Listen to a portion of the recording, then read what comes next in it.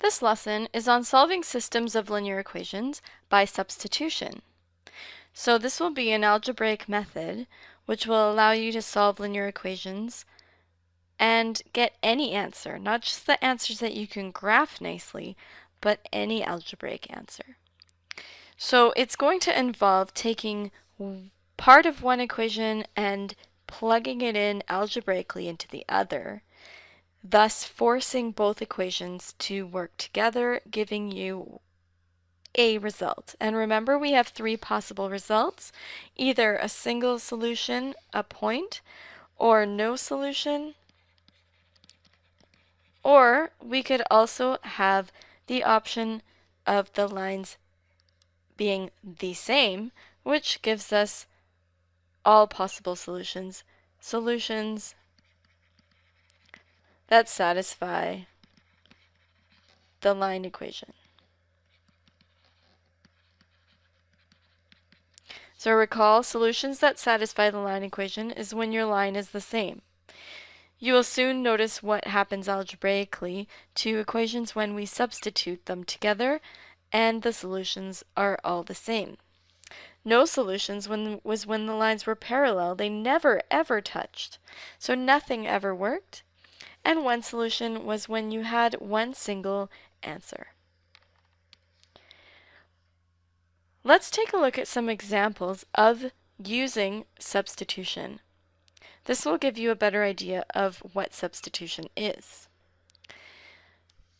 In the first lesson on solving linear equations, you were shown to take both equations, graph them, and see where they meet. Essentially, this is what we do to solve equations. However, if we want a more precise answer, a more algebraic approach, we basically want the truth statement of the first equation to work in the second equation. So, at this stage, what we can do is we can choose one of these equations, either one. Your first step is to solve for one of your variables. Now, it really doesn't matter which one, just one of them. You could pick the x, the y, the x, the y. Doesn't matter. However, I like to choose the easiest one to solve for because it's the least work. So the one that I see to be the easiest is x in the first equation. Subtract 2y from both sides, giving us negative x equals negative 2y minus 2, and divide everything by negative 1, giving us x equals 2y plus 2. Now, what's happening is that we have x as being the same as 2y plus 2. What we can do is we can take the 2y plus 2 and replace it with any x value in the other equation. So now in the second equation, we can plug in 2 times x, and that x has been now confirmed to also be a 2y plus 2, plus 3y equals 11. So all we've done is we've taken one variable, solved it, and we're plugging it into the other equation so that we now have an equation that uses both equations, but it's in one variable. Now we can solve this. The second step was to substitute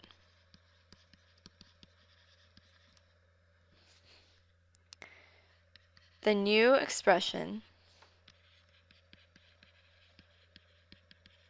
into the other equation. Make sure you put it into the other equation, because if you put it back into the same equation, you'll end up with, oh yeah, all of the answers work, of course, because you're putting the same equation into the same equation. You want to make sure that some of the truth from one equation is put into the other equation to therefore further solve and find what works for both. let's expand. We get 4y plus 4 plus 3y equals 11. Combine like terms, you get 7y plus 4 equals 11, which gives us 7y equals 11 minus 4, which is 7, and y therefore divided by 7 equals 1. We have now one part of the point which we need. So since we have the y value, we now need the x value. But hey, we had solved for one of our x's up here. So we could see that x is equal to 2 times the y plus 2. Let's plug in our 1, and that gives us 2 plus 2, which is 4. So our final answer would be 4, 1. Let's recap what we did. We took one equation. You can pick either one and solved for one variable, and you can pick either one as well. Pick the easiest one, solve for it, and plug it back into the other equation so that you have only one variable which you know how to solve, and you can solve for the other variable, leaving you with an answer. If you like, you can check your work. And we've looked at an example in the previous lesson where you can plug in your x and your y into both equations to see if it works. Here's another one. So they want us to use substitution. First, let's choose which variable is easiest to solve for. Hey, this one's already solved for a. Let's keep it that way. So we know that a is equal to negative 2b minus 5. We can take it from the second and put it into the first by replacing our a with negative 2b minus 5, because we know that that should be true based on the solution, the system that has been given. So that gives us 3 times negative 2b minus 5, which was our a, plus 6b equals negative 15 from the first equation. We've just replaced our a with what it was in the second equation that was given. Now you can solve this as before. Negative 6b minus 15 plus 6b equals negative 15. Hey, our negative 6b's cancel out when we collect our like terms, leaving us with negative 15 equals negative 15. So what does this mean? Well, everything is always going to work because negative 15 is always equal to negative 15. Therefore, all A and B pairs that satisfy at least one of these equations should work. Well, that must mean that the first equation is really just the same as the second equation, and you could check that by solving them. But what this tells us is that the solutions satisfy one of these equations, and they are the same equation. So you could just write, pick one, whichever one you'd like, and that represents the solution set. Let's take a look at this example. In this example, we can also choose one variable in one equation to solve for. However, that variable has to be altogether on its own. So notice in the first equation, we've got x's and y's on both sides. So let's pick x or y in this equation and solve for it. So let's solve for y. Let's add y to both sides. And note that it really doesn't matter which one you solve for. You could solve for x or y in this equation as well. I've just chosen y. So we've got 2x, we've added y to both sides, we've got equals x plus 2y. Well, we still need to get y by itself. Let's subtract x from both sides. We've got x equals 2y. Okay, well, hey, we don't need to go any further. If we solve for y, then you'd have 1/2 x, and that wouldn't be very nice to work with for most of you, so keep it as, hey, x equals 2y. So since x equals 2y from the first equation, we can plug that into the second equation and continue solving. So we've got negative 2 times x, which is also 2y, plus 4y equals 6. Let's continue. That gives us negative 4y plus 4y equals 6. Whoa, negative 4 plus 4 is 0. 0 equals 6. True or false? For sure this is false. So what this means is we have no possible way of making this work. Therefore, it is a no solution question. There is no solution that will work. Let's take a look at this beast. I want to provide you with one of these examples because I want you to see how you would take something more complicated and what you would do with it. So, recall that when you have denominators in an equation, you can use the fact that you have an equation and you can multiply every single term by the lowest common denominator, which in this case is 6. When you multiply everything by 6, you'll see some cancellation happening.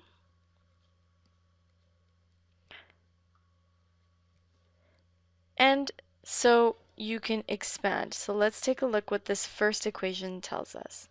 2 times 6x minus 1 minus 2 times 5, which is 10, equals 3 times 3y plus 1. So we can expand to give 12x minus 2 minus 10 equals 9y plus 3.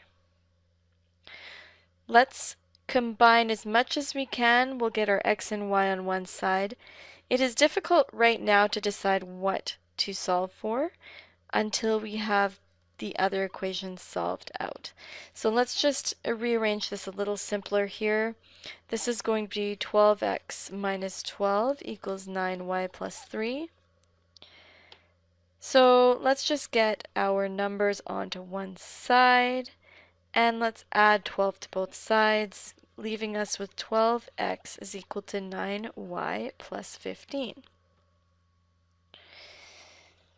In the next example here, we could multiply every single term by the lowest common multiple, which is 8. You could simplify, leaving you with 2 times 1 plus 5y plus 2 times x plus 3 equals 4 times 17. And 4 times 17 is 68. So that leaves you with 2 plus 10y plus 2x plus 6 equals 68. And let's put some things together here. We've got 8 on this side. We can subtract 8 from both sides. We get 10y plus 2x equals 60.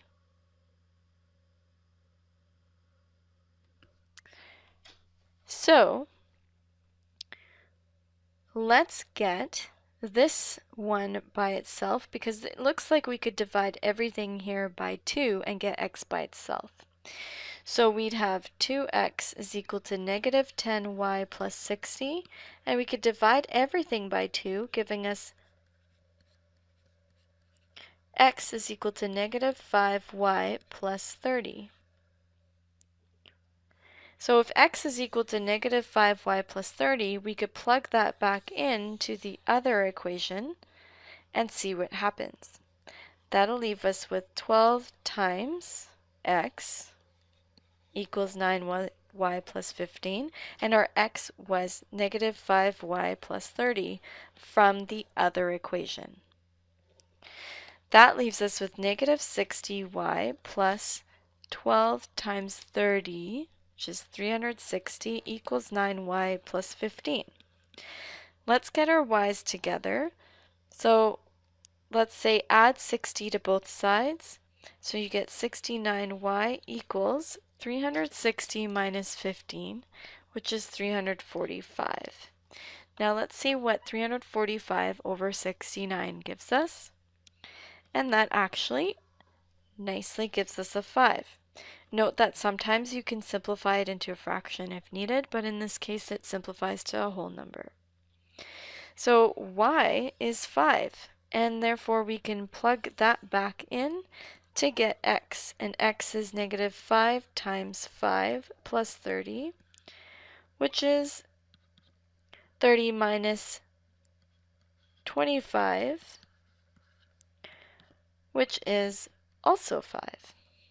Therefore, 5, 5 should be the answer to this very complicated question. Make sure when you are doing these types of problems that you do plug it back in to the original equation, because that will help you check if you haven't made any errors on the way. You might be applying the exact technique that you should be, but you might be missing a number. There are a lot of places for mistakes in these types of problems. So let's just see if it works in the first equation. If we plugged in 5s for all our variables, because x and y are both 5, let's see what the numerator would give us. So this would be 6 times 5 is 30 minus 1. So 30 minus 1 would be 29 thirds minus 5 thirds should give us, and 3 times 5 plus 1, 3 times 5 plus 1 is 15 plus 1 is 16 over 2, which is 8. So what's 29 thirds minus 5 thirds? 29 minus 5 is 24 thirds. 24 thirds is equal to 8, so that works. Plug it into here. 1 plus 5 times 5 is 26 over 4. 5 plus 3 is 8 over 4. So 26 plus 8 over 4 gives us 34 over 4. And let's see, does that simplify to 17 over 2? Yes, it does. So we have checked that 5, 5 is a solution, is the only solution to this system of equations.